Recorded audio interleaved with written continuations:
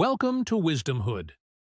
Today, we're diving into a tradition many might find surprising: the act of kneeling or lying flat before another person as a sign of respect or greeting.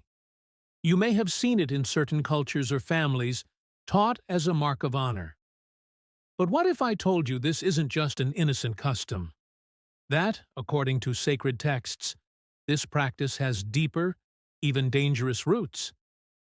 Let's take a moment to explore where this gesture really comes from and why it matters for us today. The origins of kneeling to others. Ancient men who had contact with dark spiritual forces, demons to be exact, brought back this practice. These forces persuaded them to kneel before them, demanding submission not to God, but to mortal beings or even evil spirits. Some of these actions found their way into traditions, passed down through generations. In fact, in some parts of the world, children are still taught to kneel when greeting certain people. But here's the crucial point. According to both the Bible and the Quran, kneeling is reserved solely for God Almighty. In Ephesians 4:14, the Bible warns believers not to be like infants tossed by waves, easily swayed by false teachings and deceitful schemes.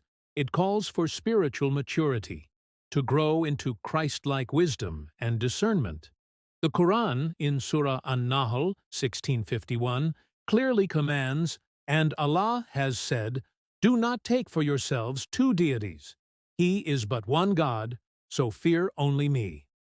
So, kneeling to any human, even as a sign of respect, is contrary to what both scriptures teach. The act is meant for prayer and worship, directed only to God. Why this matters today. In a world where traditions mix freely, it's easy to follow customs without questioning their meaning. But understanding their origin helps us protect our faith and identity. Kneeling to mortals may seem harmless, but it can subtly open doors to beliefs and practices that pull us away from true reverence for God. If you find yourself or your loved ones practicing this, consider what it truly represents.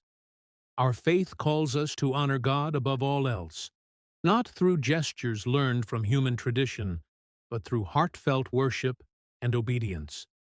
If today's message reached you, remember this simple truth: only God deserves the highest form of respect, and that includes the act of kneeling.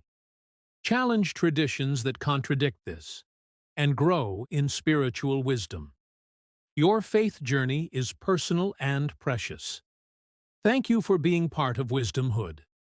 If this video spoke to you, please like, subscribe, and share your thoughts below.